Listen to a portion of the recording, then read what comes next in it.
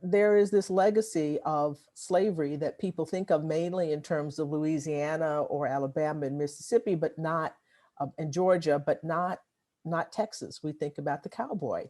Even people in East Texas claim there were cowboys in East Texas as well, but the real prototypical cowboy is part of the Western tradition.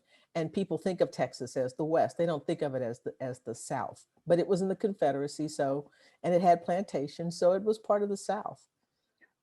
And it speaks to origin stories, right? And the stories that we tell ourselves about where we came from and how we started. And there's a strong tendency in and out of Texas to have sort of a selective memory about those things. Well, we all do that. We do that in our lives. We cut out the parts that are painful and, you know, become nostalgic for childhood that is perfect. But when you're in it, it may not have been as you're a teenager or whatever, but you know, we look at these things through rose-colored glasses, and we tend to do that as a nation, and we do that as Texans as well. We focus in on the heroic aspect of it. Remember the Alamo, the fight against Mexico, but not thinking about what was implicated in some of the, you know, in the conflict, what drove the conflict in many, many ways.